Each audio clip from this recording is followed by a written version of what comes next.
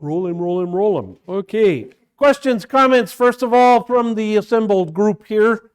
Who wants to yak about something important or even not so important? Whatever's on your collective brain cells. Anybody? Got anything you want to talk about? Something heavy on your, or light on your conscience? Anybody? Nobody? Somebody? No? All right. Let's talk a little bit about a different kind of war. Different kind of war. And I saw this morning and I thought, well, I would share it with the group. And I'm sorry, when I made the copies, I didn't see the advertisement down at the bottom and covered up some words. But I will read to you what's there so that you will know what we're talking about.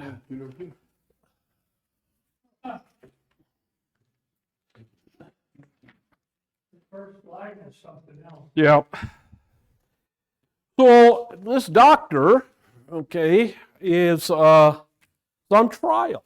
He's on trial because of his beliefs in England. And there, the first line, a British court ruled that belief in the Bible, just kind of a general belief in the Bible, is incompatible with human dignity. With human dignity.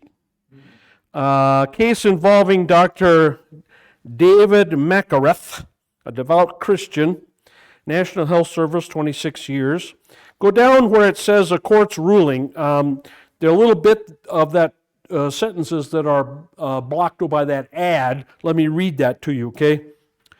Belief in Genesis 1:27. This is the court speaking now. Belief in Genesis 1:27, lack of belief in transgenderism, and conscientious objection to transgenderism.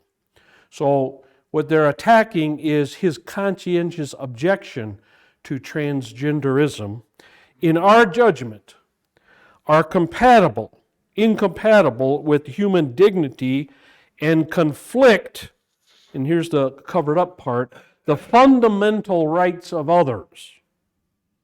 Specifically here, transgender individuals. Now, that's bad enough, but it gets worse. Let's read on. The court added, insofar as those beliefs form part of his wider faith does not satisfy the requirement of being worthy of respect in a democratic society, not incompatible with human dignity and not in conflict with the fundamental rights of others. And it's that part of the sentence, it does not satisfy the requirement of being worthy of respect. So, in other words, what the court is saying is they don't just disagree with this guy. They're saying that his opinion is not worthy to be had. It's not worthy to be held. He cannot hold it and be a respected member of his profession or even of the human race. Talking about this. We're on the back page.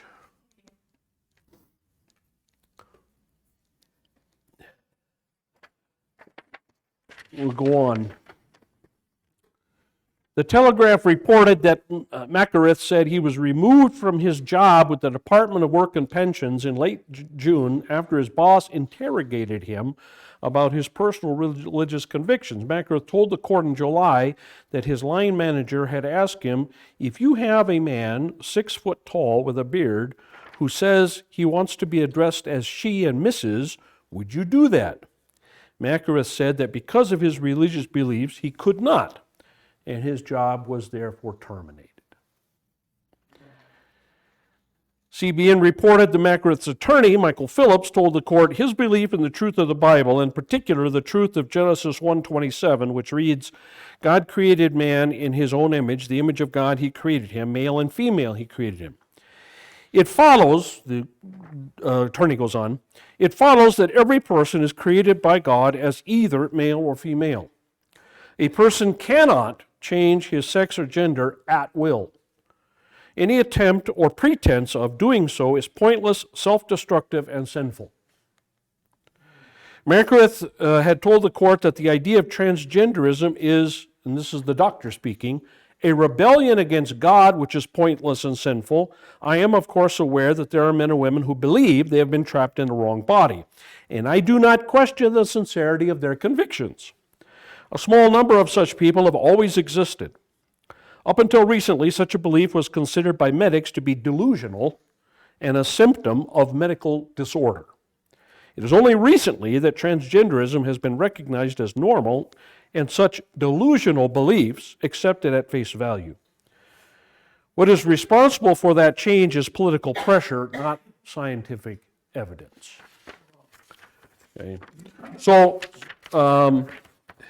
Mackerith responded to the ruling, asserting, I am not alone in being deeply concerned about this income. The staff at the NHS, that's the National Health Service, even those who do not share my Christian convictions, are disturbed as they see their own freedom of thought and speech being undermined by the judge's ruling.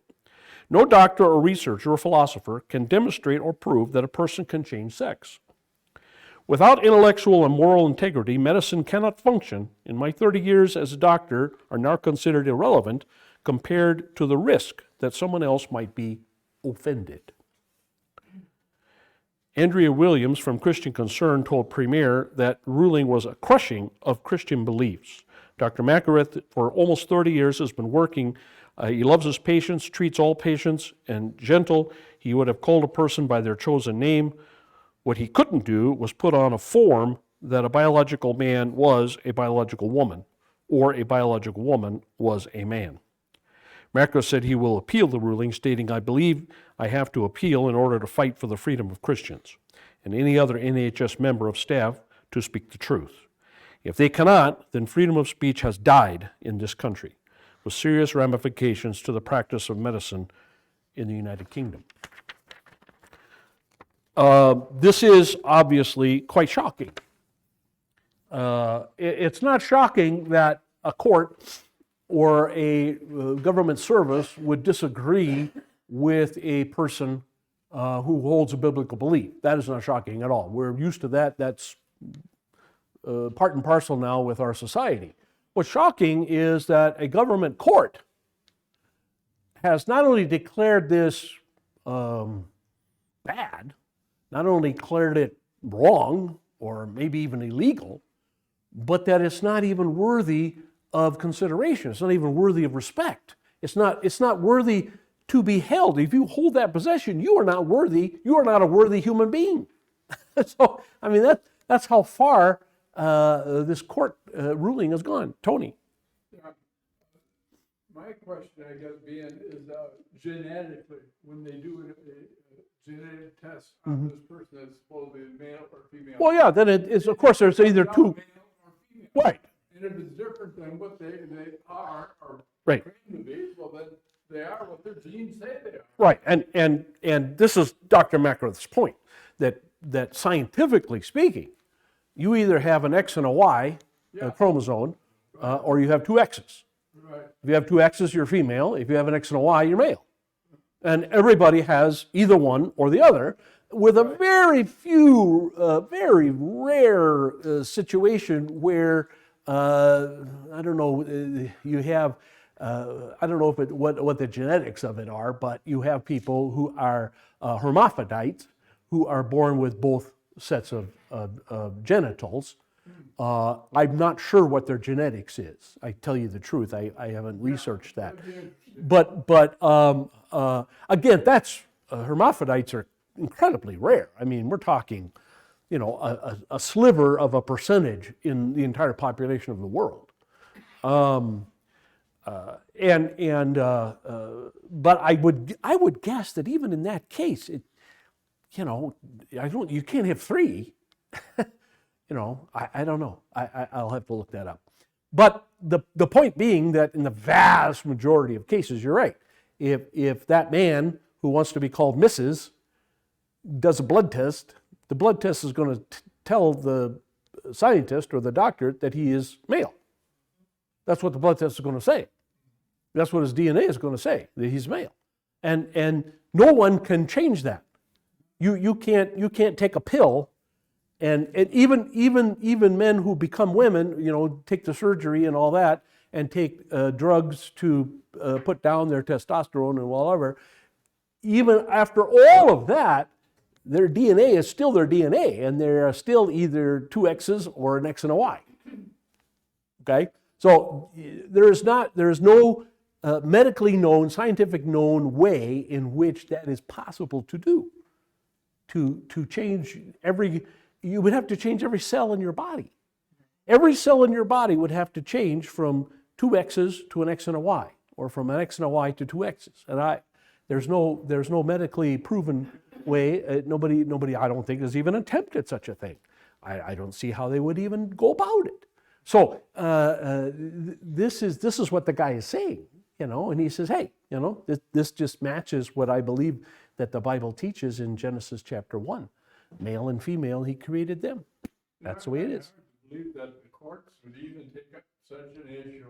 It's to me absolutely ridiculous. It is. Well, yeah, it is. It's a waste of time and money. But again, they wouldn't have probably if this guy hadn't have objected to being fired. He was fired Well, sure, yeah. from a medical job after 30 years on the job. He was fired simply because he believes in the Bible. So, Boss should have had his example. well, yeah. I mean, that's just nuts. Yes, sir. I looked up hermaphrodite DNA, and it says normally they have one or the other. Right. It's the external organs that have not fully developed, Right. which then makes it. But on rare occasion they have both. So they have XXY or XXXY. Both. It just says both. Huh. Okay. But that's Yeah. Oh, yeah. It's basically on the appearance of the genitals. Yeah. You're male or female, or they may have both. Right. Right. So to me, that's development in the womb. Yeah. And that I think biblically can simply be attributed to any other malformation that takes place. I mean, babies are born without arms or without legs. Babies are born blind. I have a good friend in the ministry, pastor friend of mine, whose last child, their 11th child, was born with only a brain stem and not a brain. And so I would attribute that to that. And those things are also a sliver of a percentage that happens in the population. And that's just the effects of sin, and that's God's decision to test or give a trial to those particular parents or that particular person. There is a war against the Bible and against people, and it's a war with there are no take no prisoners. Okay, take no prisoners. It is you either conform to the other side, okay, or else. So I guess you could say this is what they're looking for is an unconditional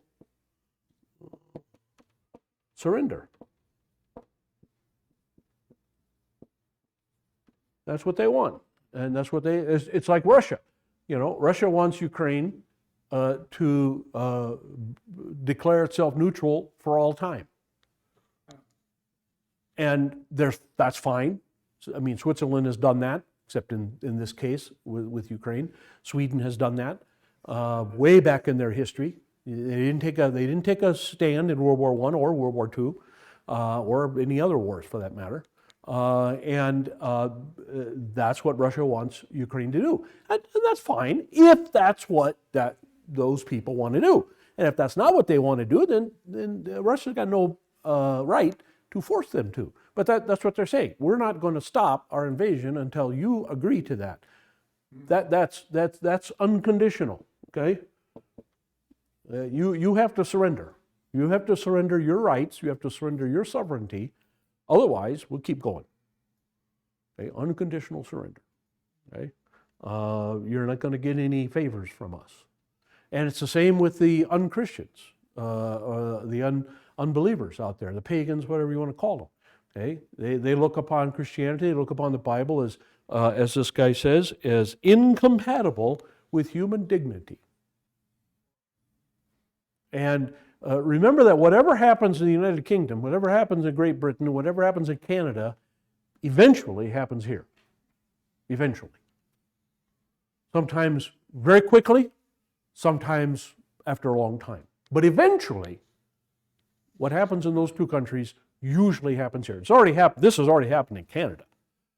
Well, you cannot be in the health service in Canada and be opposed to homosexuality, transgenderism, or whatever. They won't even let you apply. You can't even work for them.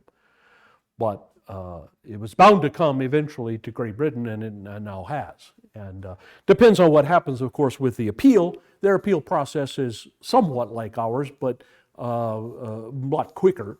So I would think this would be appealed fairly quickly, and we would hear what they have to say. But I have no hopes that the appeal court will throw this out and accept this guy back into the National Health Service. I really don't. So this is the world's attitude toward God and God's Word, and clear God's Word. Carolyn? Well, I don't remember this myself, personal knowledge of this myself, but my nephew posted something on Facebook just yesterday that Einstein said back in his day that we were going to get to a point where we would not be able, our freedoms would be totally taken away from us by either our government or the rich part of our government. And that this has been going on for many years, and we are dead set in it right now. Oh, yeah. Which is what you're saying. Absolutely. I don't know that Einstein said that, but he posted it where Yeah. it was an actual statement from Einstein. Well, this is why Einstein left Germany. Einstein left Germany because he could see what was going to happen. He said this way back in his time. Yeah. Einstein left Germany really before the Nazis really had total control. I mean, they were a big party, they were a popular party, but it was still a 50-50 guess as to who was going to come out on top, the communists or the Nazis. And Einstein basically decided, it doesn't matter whether the communists come out on top or the Nazis come on top. Whoever's going to come on top, they're not going to let us believe and think what we want and say what we want. Right. And so, well, yeah. Right. Well, and again, we talk about the oligarchs in Russia. I think that's hilarious that they talk about the oligarchs in Russia, because that's exactly what we have here. We have oligarchs in the United States. Oligarch is somebody who is very, very, very, very, very, very, very, very, very wealthy, and has a great deal of influence on the power, the governmental power. Okay. And so Zuckerberg and Bill Gates and Rupert Murdoch and what's this guy's name? I can't think of his name off the top of my head. But there are people here in our country who are multi-billionaires and have a great deal of influence on the politicians. And the two combined are the power, just as in Russia. The members of the Politburo and the members of Putin's cabinet and the military, together with the multi-billionaires, they run the show. And the same thing over here. It's no different. It looks different, and the news people try to portray it as different, and they try to tell us that we have a say in what's going on, but we don't, not by any stretch of the imagination. And so I don't know why they don't talk about American oligarchs. I don't get that. It's like we. Well, yeah, I guess, but even Fox News and even people in Newsmax, they don't refer to Soros or whatever as an oligarch. And that's exactly what he is. Warren Buffett, it's exactly what he is. He's an oligarch. He says one word and the stock market goes up and down like crazy. Everybody watches to see what Warren Buffett buys, when it comes to stocks and stuff like that, and what he sells. And when he sells something, just the other day he sold something, and it crashed. Okay, well, that gives him a tremendous amount of power. Okay, I read something the other day that the Amazon guy, what's his name? Bezos.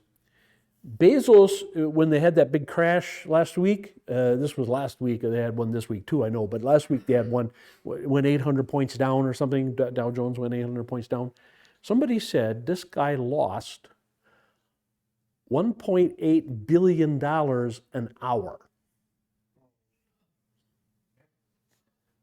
And at the end of the day, he was still the richest man on earth. Can you imagine? Losing $1.8 billion per hour. And then the guy on the radio, he worked it out to how much per minute and all this kind of stuff. And if you lose $1.8 billion with a B, $billion an hour, and at the end of the day, you're still the richest man on earth, how much power does a guy like that have? I mean, well, yeah. Oh, sure. Yeah. But that's why the rich people, they have a lot to be concerned about, because when it heads south, they're losing buckets of money. Yeah. And their money, they reinvest in their companies. Right. Our money, when we lose it, we just lose it. Yeah. And we're not reinvesting in ourselves. Yeah. Workers. Yeah. But Yeah. and yes, they can afford it, but on the other hand, no, they can't, because that's money that's now off the table that could be used for Right. So it's a double-edged sword. He doesn't seem to be concerned. I don't know if anybody asked him, are you concerned? I heard once Zuckerberg, the Facebook guy, who's second richest or third richest or something like that, and I think they asked him about a big dive that the market took one day. Are you concerned? And he said, well, I would be concerned if it was 2 or 3 days in a row. He said, I'm not concerned today. So anyway, but no, this is what's going on, folks. I just wanted you to see this. So this just happened. It was just posted the other day. I just saw it this morning. It's kind of amazing that this kind of stuff is exactly what's going on. And I'm going to look into this because I see this was originated October 2019. yeah, there should be So I'm going to research yeah, if the appeal has been done, yeah. That's a good idea. I appreciate that. Thanks. Nothing's really gonna stop it. No.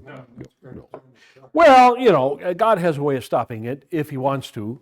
He can certainly do that, and He can do that, or of course He can just return, and that'll put an end to it.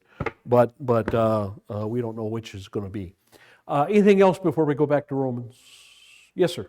Did you hear about the assassination squads that are being sent out across the world to look for this guy who's tracking the Russian oligarchs' planes and yachts? Oh, this teenager? Yeah. Yeah. I heard something about that, but I don't know why they're going all over the world. I thought he was in Florida. No, he's in Florida, but, well, that's where they think he is. Oh, they think- He oh. uses those trackers that you really Yeah, can't pinpoint where Oh, he is. okay. So they're going to all these places that are. Oh, I see. Okay. Looking for this kid. Yeah, And you know I'm what? thinking, you must really be afraid of something if Yeah. you're hunting down a teenager. Yeah. Yeah, it was, what's he, 18, 19, something like that? Something like that. Yeah, and yeah, I heard he was from, originally from Florida, or his family lives in Florida, something like that. But yeah, I heard that they want to put him out of business. So yeah. Because what concerns me is I've not seen or heard anything about the government putting out protection over him. Yeah. Because I think our government is involved with what Russia does. I think I heard that somebody in our government was working with this kid and keeping track of what he was keeping track of. In other words, there was somebody in our government who was then getting information from him as to where these guys had their big yachts, and Right. where they had their private planes and where they had their private airports and all this kind of stuff, so that they could know, where these guys were, especially if they came someplace where they could capture them, or whatever, hold them for ransom, whatever. So yeah, In the open seas, you can capture anybody. well, yeah. So I also heard this morning this, and I don't know if this just happened or whether or not, but it just came up on my news feed, and that is the United Methodist Church. I told you this a while ago. The United Methodist Church was planning back in 2020 to split, right, over the homosexual issue, and then they put that off until 2022. Well, that didn't happen. They didn't want to have their meeting. Well, I think it just happened recently, maybe the last day or so. Some central committee or whatever has decided to put it off again to 2024, and the conservative group within the United Methodist Church has said, we're not going to wait. We're not going to wait. And so they are encouraging conservative congregations, traditional congregations in the Methodist Church, to leave United Methodist Church and form their own denomination. So that was supposed to be handled by this meeting that was in 2020, and then 2022, now 2024. It was supposed to be done by them, and it was supposed to be, divide the property up, who gets what property, and all this kind of stuff.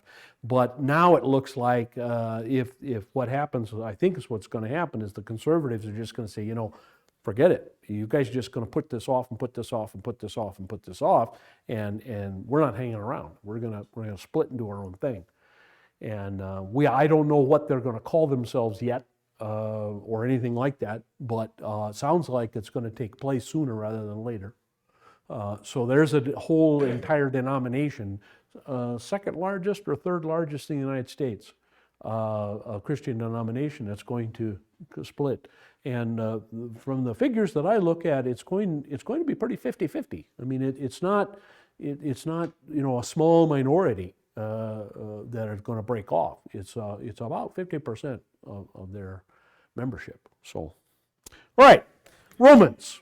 Let's finish our discussion of verses 22, 23, and so on and so forth. We were on page 14. Let's discuss that a little bit. Foolishness. The foolishness of idolatry is expressed in Paul's day. The foolishness of false gods, foolishness of ignoring creation and ignoring what the creation tells us about God is expressed in the idolatry itself. Man degraded himself by seeking help in creatures that rank lower than himself. I mean, that's really the ironic and almost comedic thing about it. When you see human beings, the crown of God's creation, bowing down to birds, rocks, trees, mountains, fish, snakes, all kinds of. That really is. I mean, when you stop and think about it, it's actually kind of comical. It really is. It's kind of ridiculous. Now, I grant you that in most of these cases, this idolatry, the animals very often, not always, but very often represent some ethereal, invisible, or almost invisible God. But in many cases, that's not the case. And still, they're bowing down to the animals. The fact that a bird can fly and a snake can shed its skin does not make these animals superior to a human being. Yet mankind stoops to honor that which is below him in order to receive the help he cannot give himself.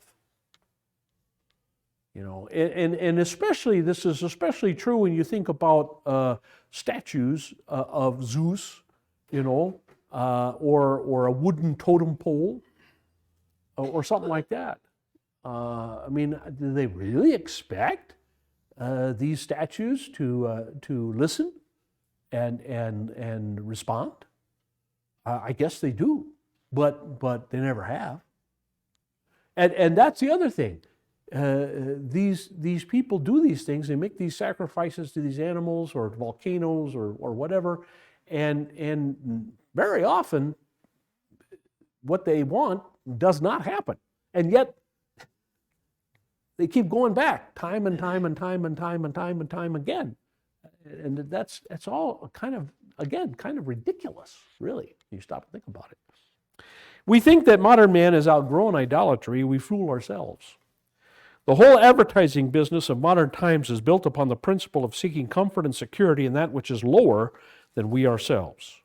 Cars, airplanes, computers are faster than the human legs and brain, but they exist by the grace of the human mind, and the human mind exists by the grace of God. Being ruled by that which we made ourselves makes us the creators of our own slavery.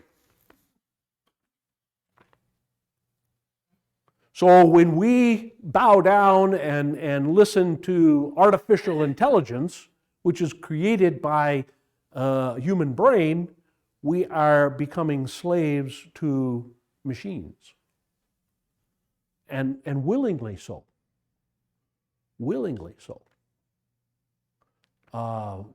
It's kind of like, I think of this rush to automated automobiles, right? I mean, I probably put on more miles than most of you, going back and forth to San Diego, and I myself would love it if I could just punch in coordinates, or whatever, and then go to sleep. That would be great, that would be terrific. One time I took the train across country, went from Flagstaff to Chicago, and I got a lot of sleep because I didn't have to steer. Yeah. I got a lot of sleep. It was very nice. I really enjoyed it. But not very many of us have 3 days to make a trip like that. I did. I took 3 days, but I don't know if I do it very often. But it was nice.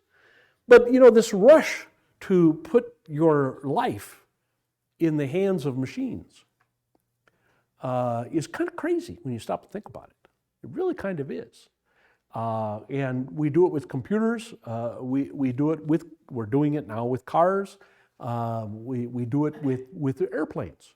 The guys, I had a good friend who was a pilot for a big airline, flies big jets. And he said, oh yeah, he said, very often, we get up there, finally we get up cruising speed, turn on the automatic pilot, and we're chit-chatting back and forth, looking around and having ourselves a good old time. We can't get up and, leave the cabin, but, we could do that. It's the same thing as a spacecraft, going to the moon. They punch in the coordinates and then, go about their business. And, they go. And every once in a while, something like Apollo 13 happens, and, you need the human brain to pull your behind out of the fire, But yeah, so it is really amazing today. We have lots of idols today. They may not look like the idols of the old. They don't look like Zeus. They're not mountains and volcanoes. They're not, birds or snakes or whatever. But they're still idols, and we put our trust in them. And that's a big mistake, of course. Yes, ma'am. What was the purpose of sacrificing their children to their gods? Fertility. Fertility. Human fertility is seen in its offspring. I mean, how else do you measure human fertility? You can't measure human fertility in the crops, because that's the crop's fertility, okay? You can't measure human fertility in the increase in your herds or your flocks, right? So if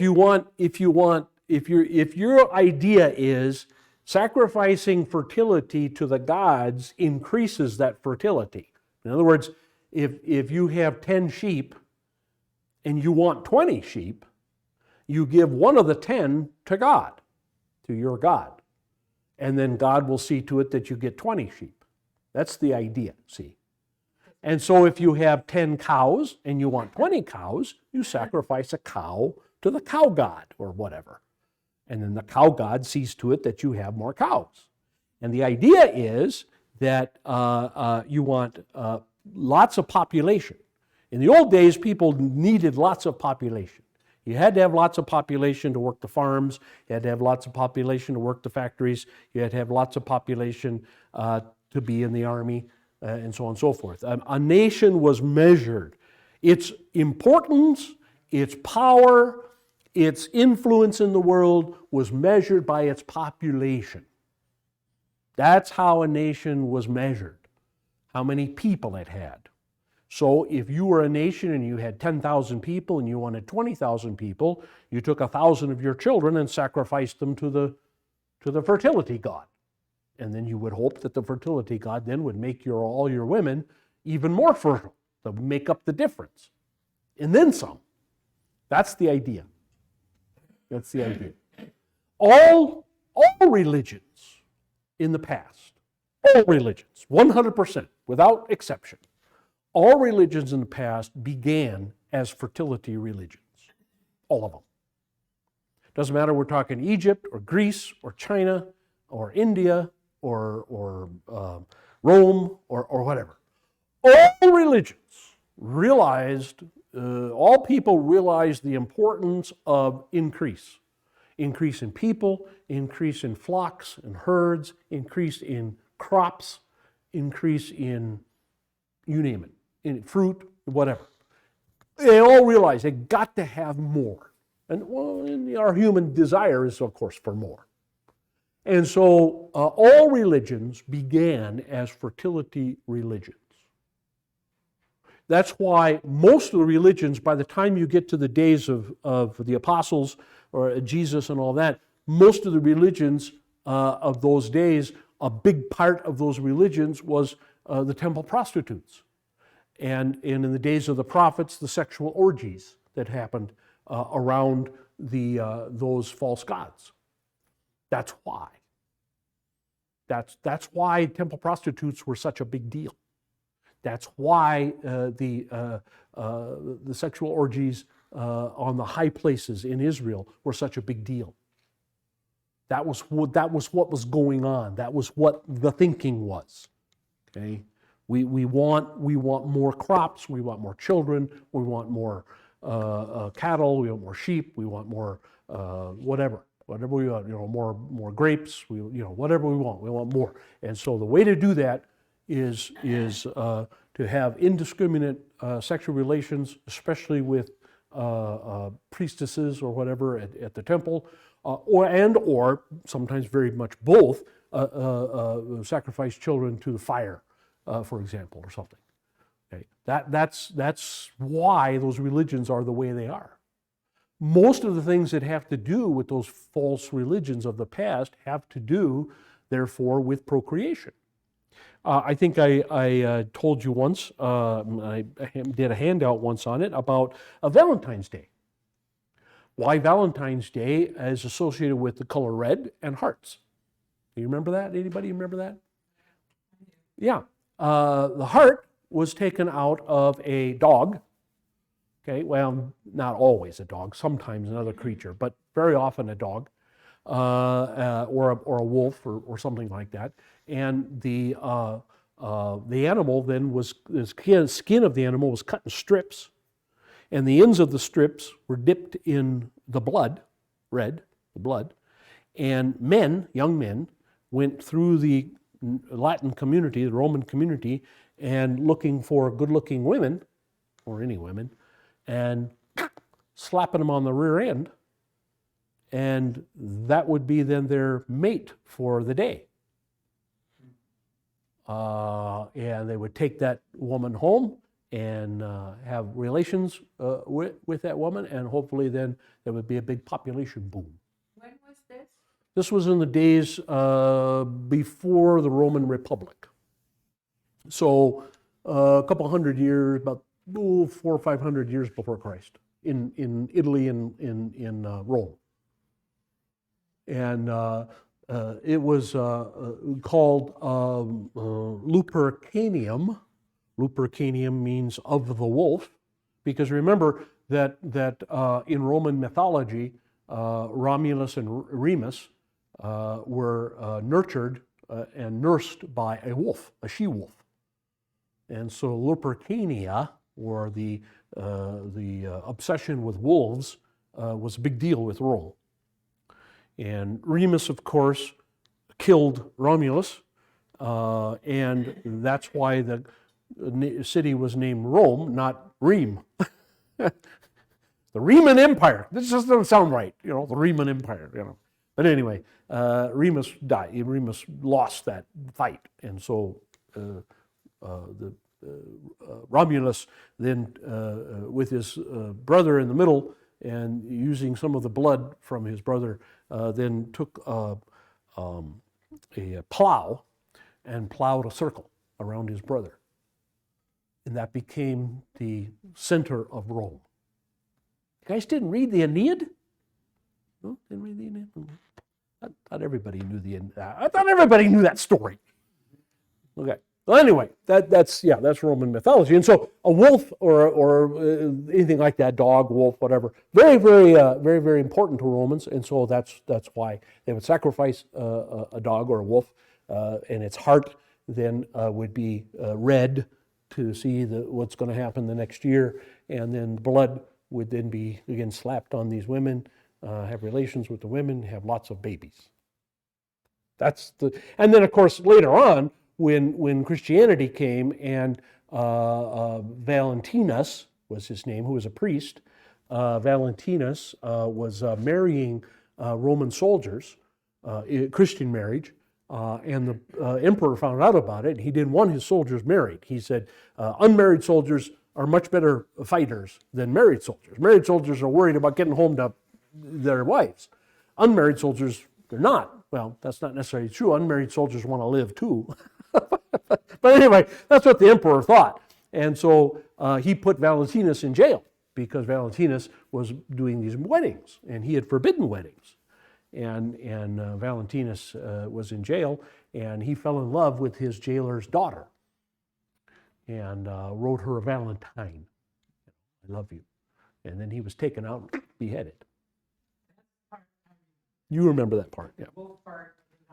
Yeah, but Valentinus part, yeah.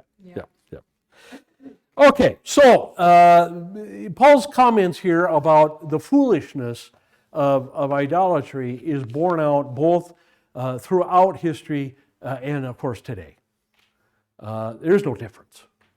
It's just that our idols are a little bit more subtle. Idols like money, leisure, pleasure, fame, that kind of thing. Those are our idols. But we have just as many idols as they had back in the days of Rome and Greece. Okay. All right. Unless there are any questions, let's move on to the next section. You got a few minutes yet? Let's look at the next section, starting at verse 24. Therefore, God gave them over to the lusts of their hearts to impurity, and that the Greek word there usually means sexual impurity, so that their bodies would be dishonored among them. For they exchanged the truth of God for a lie and worshiped and served the creature rather than the Creator. And then he adds kind of a parenthetical remark, who's blessed all men. That amen does not mean the end of the letter. That's just Paul's way of praising God. For this reason, God gave them over to degrading passions. For their women exchanged the natural function for that which is unnatural. And again, in the context here, the Greek is very clear that the natural function is their natural function. The natural function of women is to produce children. And you produce children by having sexual intercourse with men. That's how you produce children. Of course, we all know that. So the natural function of women is to have heterosexual relations, sexual relations. That's their natural function. Okay? So exchange the natural function for unnatural function. Okay? Well, if the natural function is to have relations with men, the unnatural function would be to have relations with women.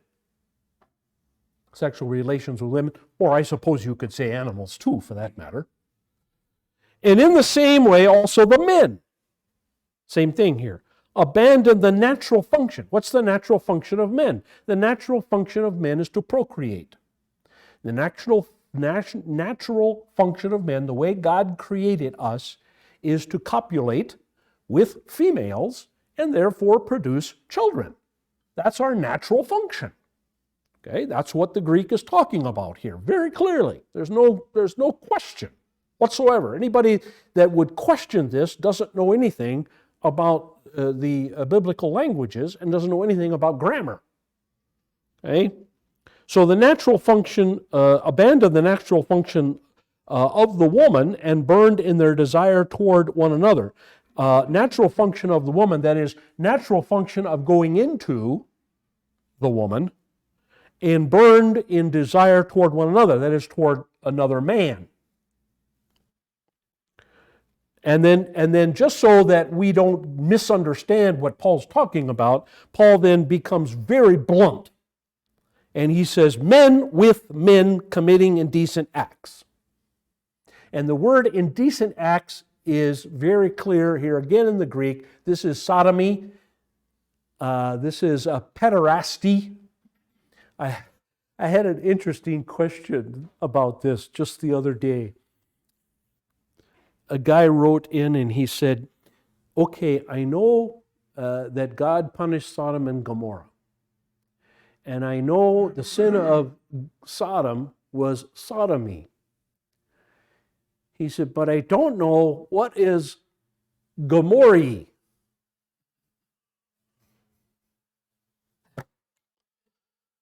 I have no. I said, I don't know why they picked, Sodom rather than Gomorrah to call that particular sin. I have no idea. But that's what happened. Both places, well, actually, all the cities of the plain were five. 5 cities of the plain were all famous or infamous for the same thing. All 5 cities of the plain at that time were all infamous for their homosexuality.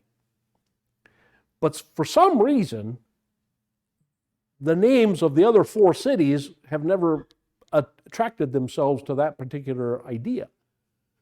Only the name of Sodom. Now, I've always guessed that the reason was because that's where Lot lived, and that's where the angels came to Lot's house, and that's where the people of Sodom, the men of Sodom, the angels looked like men, and they didn't have to, but they did.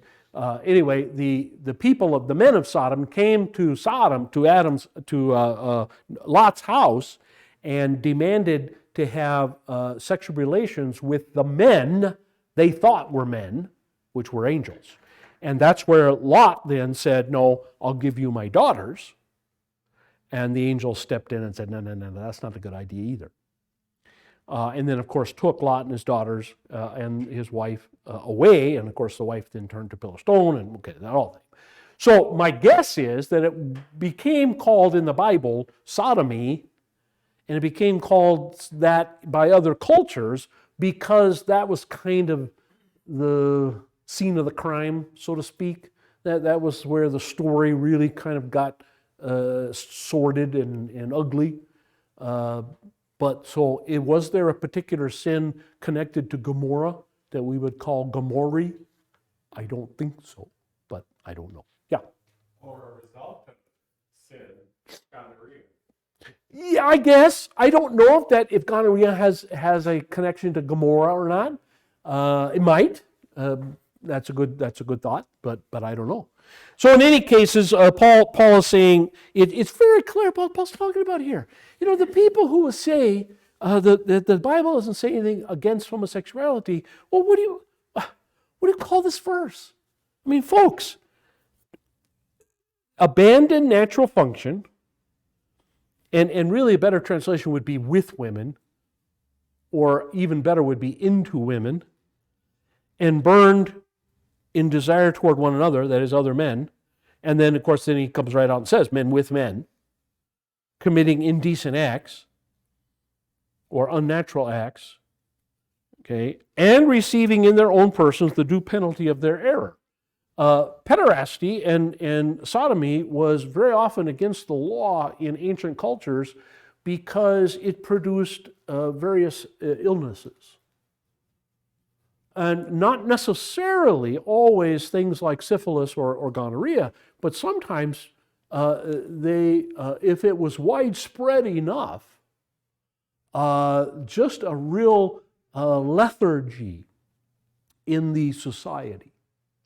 There are stories about Greek cities in which homosexuality became rampant, and those cities became, for lack of a better word, flaccid, became incredibly weak with sickness. And of course, we know in our modern time that one of the ways in which AIDS was spread, aside from transfusions and other ways, one of the ways that AIDS was spread, and probably the most common way for a while, was in homosexual acts, sodomy, men with men. And that was the way in which AIDS grew and spread throughout our country. We don't talk about it too much anymore because with all the new drugs and stuff that have been discovered over the years, AIDS is not the scourge that it was at the beginning. I mean, used to be when you got a diagnosis of AIDS, you were dead. I mean, you were dead. You would be dead in a year or maybe 2 if you were lucky. Nowadays, people that come down with that, they can live very long lives with various drugs that are used to keep the infection down. And also, when it was discovered, the way in which it was transmitted, then safe sex became a really big deal among the homosexual community. So they were, I guess, smart enough to fix their own problem. Yeah. Reading the blue papers, Mm-hmm. I tend to think that this is God's plan. that the evil people, like it even says that you just leave them to give them over to Yeah. the evil. He's letting it happen to Yeah. these people who think they know better than him. Right. Because they're Right. the human race, if we don't procreate, Right. it's Obviously. going to go away. Yeah. Yeah. So we Yeah. always talk about God's going to come and make judgment. I think he's making judgment. Oh, yeah. Yeah. And these people are reducing the population Yeah. to the point we will have more Christians or more believers in God because the ones that didn't were trans. I would like to think that's true. I'm not sure that's the way it'll happen, but But I mean, we can see it happening Yeah. just in the last 30 years Yeah. about how society is changing and they're stepping away from God. Right. And these people are generally these type of people. I would say that would be true if Christian couples today were having 4 or 5, 6 kids. They're not. I mean, a lot of Christian couples today tell our pastors, we're not having any kids at all. Because they're afraid. They're afraid. Yeah. And in a way, I don't blame them. I mean, I don't agree, obviously, with that thinking, but I don't, at the same time, I don't blame them. Not just because of the expense, but just the way the world's going. I mean, But then look at the couples who can't have kids and they're Right. taking in other kids. right, So there are Right. Christians that Yep. even though they're not procreating because they can't for one reason or another, Yep. are adopting or Right. taking in kids and Right. trying to train them through the right way. Yep. Yeah, that's true. And God will always preserve a remnant. Always. There will always be a remnant. And we will always be a minority. Matter of fact, we will always be a minority of a minority of a minority. But they will always be there. We will always be around. And Christians will always be there. Jesus said that. The gates of hell will not prevail against his church, and his church is made up of believers. So we know believers will always be there. So this verse, though, again, to deny that the Bible speaks against and in very negative terms of homosexuality is to just be blind. It's just to be totally, totally blind and not pay any attention to the meaning of simple words completely. How far do I go here? 32? I don't know if I want to go that far. No, I want to go that far. Let's stop there. Let's look at the notes real quick. notes on the bottom of 14. Sin begins with the degradation of the soul and always results in some kind of degradation of the body. This is true of every sin, whether it's alcoholism, whether it's gluttony, lying, no matter what it is, it very often has consequences, physical consequences to the moral action. Thus, Paul correctly traces sexual immorality in general, and homosexuality in particular, to an abandoning of the worship of the true Creator. He does not differentiate between various sexual sins, but declares them all to be the result of severing relationship with God. And so our society, which has completely abandoned God as a society, even though individuals, as Bruce said, have not, but the society as a whole has. And so this is why we are suffering the way we are. When man gives up on God, God gives him over to himself and allows him to lose himself in the fulfillment of his own twisted desires and fantasies. Paul does not specify what this penalty for perversion is. There are nearly endless possibilities. AIDS is just one. You know, and it was at the time when AIDS first came, you may remember that guys like Pat Robertson and Jerry Falwell and others made the connection and were condemned, absolutely, even by otherwise Christian politicians and such for saying that. Billy Graham was still alive at that time, made the connection very clearly. He said, this is where AIDS came from. AIDS came from homosexuality, and we are suffering from our own foolishness. And man, he was just, unfortunately, a lot of Christian churches, the leadership anyway, the leadership of Christian churches, United Churches of Christ, United Presbyterian Church, United Methodist Church, ELCA, many of church bodies came out and condemned Billy Graham and condemned Jerry Falwell and others like him, Pat Robertson and others like him, for saying that. How dare they say that God is allowing these people to get sick because they're living their authentic life. Okay? How dare, how terrible that is. That's exactly what they called it. You called a spade, in other words. Next page. It does not matter that an aura of official sanction was given to some immoral practices by the fact that they were part of idol worship. For example, prostitution was, in many instances, part of a temple ritual. And underline this next sentence. Approval of society does not excuse sin. Approval of society does not excuse sin. So just because the majority of people say, oh, that's okay, doesn't make it okay. God likes democracy just fine. God has no problem with democracy necessarily, except what we forget is God and His Word form the majority. He always gets one more vote than everybody else combined. 51%. He gets 51%. Yeah, right.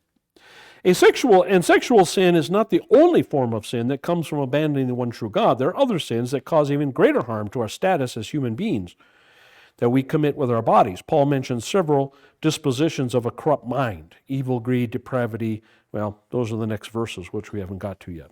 So we'll pick it up at that spot next time. Questions, comments? Yelling, screaming, carrying on, whichever. It's a sad shame that a lot of young people say, well, we're going to have one. Like, and you realize that two will just equal them, nothing else. But they really think they're doing something good. Well, they also think they're doing something with none. Yeah. Oh, well, we're not putting more population pressure on the world. Well, you talk to any country, you look at any country that's losing population today, and they are desperate for people. Desperate. They're paying people to have kids. And even paying them doesn't work. And even increasing the payments doesn't work. I don't know. It's just, And the people that I've talked, the young people that I've talked to, a lot of the young people that I've talked to, it's not even the business about overpopulating the world or whatever.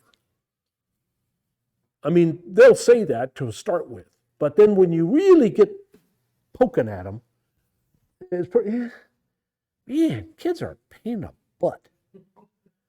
You know, they're messy, dirty, stinky, loud, obnoxious. Yeah, they are. I got 5 of them. I know that better than anybody. And they never get better. They never get better. I mean, my kids are all in their 20s and 30s, and they're still a pain in the butt. And you know, I still spend an inordinate amount of time, effort, and money on them. You know, I think back, I don't think I was that big a pain to my parents, but boy, the ones today sure are. Woofta, man. I don't know why, but it is that way. Yeah. Carolyn? I think the kids of today feel entitled. Yeah, I think They so. just feel, They feel entitled, and they're just not tough. You know what I mean? No, They're just not tough. the way I think most of us in this room were raised, my mom told me, she says, nobody owes you nothing. No, that's right. You either go to college, like it, and do well, or you get a job. I finished, Wondering what you're gonna do with yourself. I finished first grade, and my old man said, "Okay, vacation's over. Yeah. You enjoyed. I hope you enjoyed first grade because now you go to work." And he grabbed me by the scruff of my neck. He threw me into the Jeep. He grabbed a dull hoe and a file, and he took me to a place was tons of weeds, much taller than me. And he said, "Here you go. You see this row? I'll pick you up at the other end in a couple hours."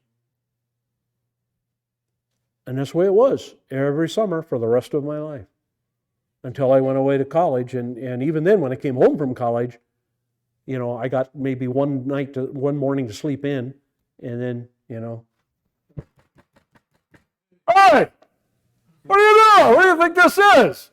Do you think this is a vacation motel? Get the butt up.